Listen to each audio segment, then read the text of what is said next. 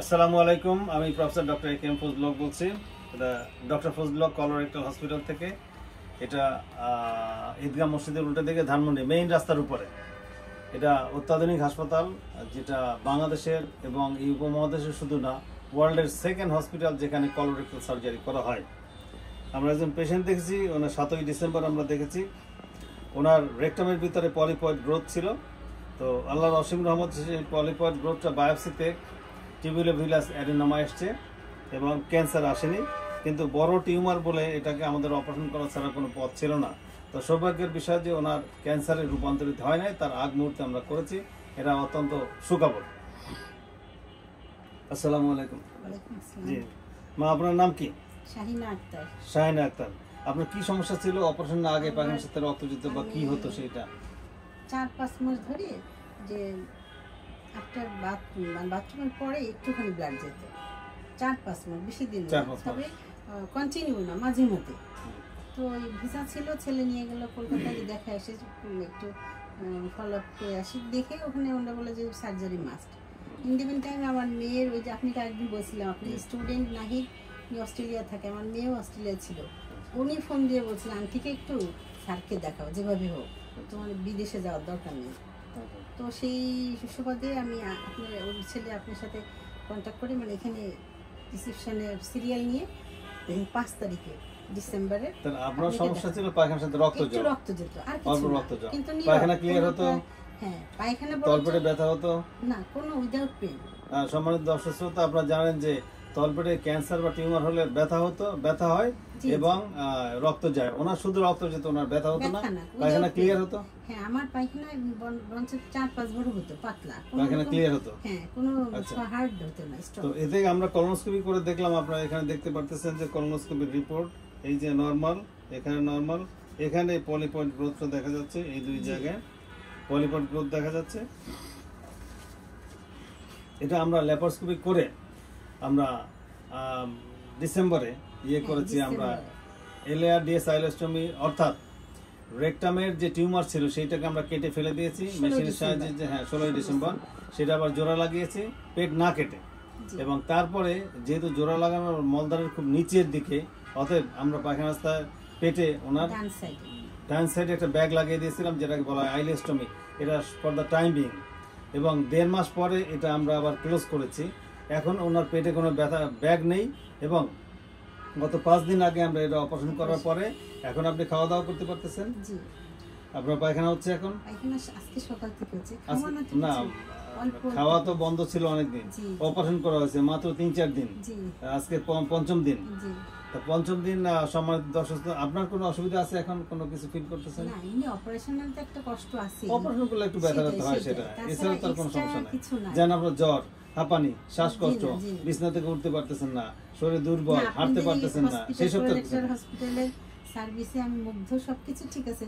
তবে মনে হয় কি যে ফিনান্সিয়াল দিকটা, যদি এখন আমি দেশে থেকে যদি বিদেশে ট্রিটমেন্ট চাই, দেন সেখানে তো ফিনান্সিয়াল এটা একটু হবে, এটাই আর কি।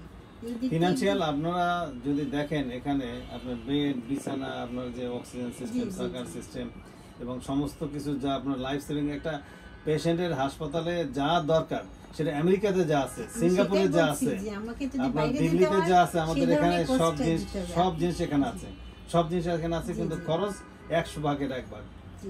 আমি একটা এক্সাম্পল বলি আপনাকে। সিঙ্গাপুরে যদি আপনি একটা কলোনোস্কোপি করেন, খরচ হবে প্রায় 2 লক্ষ টাকা। আমরা নেই 12,000 টাকা। 12,000 টাকা নেই কলোনোস্কোপিতে। আর সিঙ্গাপুরে আপনি যান, একটা বায়োপসি করতে যাবেন আর কলোনোস্কোপি করবেন, আপনার 2 লক্ষ টাকা খরচ হবে। ব্যাংককে একটা কলোনোস্কোপি এবং বায়োপসি করলে 1,40,000 টাকা খরচ। আর আমরা করি 12,000 আর 3,500, 15,000 টাকা। এবং আমাদের এখানে ধানমন্ডিতে এই জায়গার একটু 1 কাঠা জায়গার দাম কত সেটা আপনি জানেন, সেগুলো অনেক বিস্তারিত আলাপ করে আমরা যাবো না। তো আপনার সম্মানিত দর্শক, ওনার রেকটামে টিউমার হয়েছে, যেটা ক্যান্সারে রূপান্তরিত হওয়ার আগে আল্লাহর অসীম রহমত আমরা ধরে ফেলেছি এবং 16ই ডিসেম্বর আমরা করেছি। করার পরে উনি রিকভারি হয়েছেন। ওনার পেট না কেটে আমরা করছি ল্যাপারোস্কোপি পদ্ধতি। এবং আমাদের রেকটাম ক্যান্সার 7 থেকে 10 দিনের অ্যাডভান্স সিরিয়াল দেওয়া থাকে। অর্থাৎ আপনি আজকে রেকটাম ক্যান্সার বা কোলন ক্যান্সার নিয়ে আসলে আপনি যদি বলেন আজকে অপারেশন করতে চাই, তাহলে আপনি সিরিয়াল পড়বে 8 থেকে 10 দিন পরে। কয়দিন পরে পরে? এখন স্যার 10 দিনই আছে। 10 দিন পরে সিরিয়াল পড়ে। আপনার সেই রকম পড়েছে 8 থেকে 10 দিন পরে সিরিয়াল পড়ে। তো এটা পৃথিবীর ইতিহাসে ব্যতিক্রম। কারণ কলোরেক্টাল ক্যান্সার বা কলোরেক্টাল সার্জন যারাই আছেন, তারা এতগুলো ক্যান্সার রোগী একজন সার্জনের করবে, এটা পৃথিবীর ইতিহাসে কোথাও রেকর্ড নাই।